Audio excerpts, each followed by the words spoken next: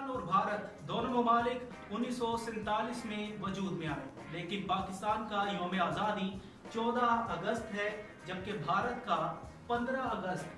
ये क्यों है, ये ऐसा क्यों है, इस हवाले से हम आपको बताएंगे, मगर इससे पहले ये जानिए कि मैं हूं हारिस अली हमजा।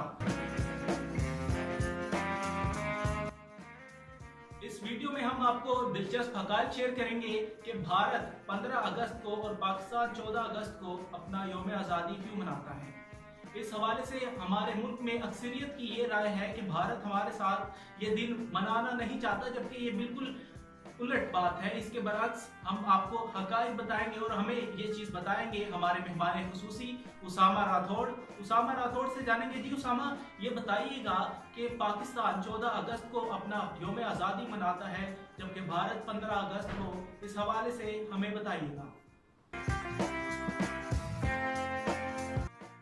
हारिस भाई, आपका बहुत बहुत शुक्रिया कि आपने मुझे इस मौजू पर गुफ्तगू के लिए मदऊ किया। और यकीनन ये बज़ाहिर छोटा नज़र आने वाला ये सवाल अपनी अहमियत के पेश नज़र बहुत अहम सवाल है। तो दरअसल इसकी वजह ये है कि 14 अगस्त को कराची, जो कि पाकिस्तान का दारुल हुकूमत हुआ करता था, वहाँ पर एक तकरीब का इनेकाद किया गया जहाँ बरसगीर पाक व हिंद के आखिरी वायसराय लॉर्ड माउंटबेटन भी मौजूद थे। और वहाँ ताजे बरतानिया ने बाकायदा तौर पर अपने इख्तियारात पाकिस्तान की पहली दस्तूर साज असम्बली को मुंतकिल किए और कायद आज़म ने पाकिस्तान के पहले गवर्नर जनरल और लियाकत अली खान ने पाकिस्तान के पहले वजीर आज़म की हैसियत से हलफ उठाया।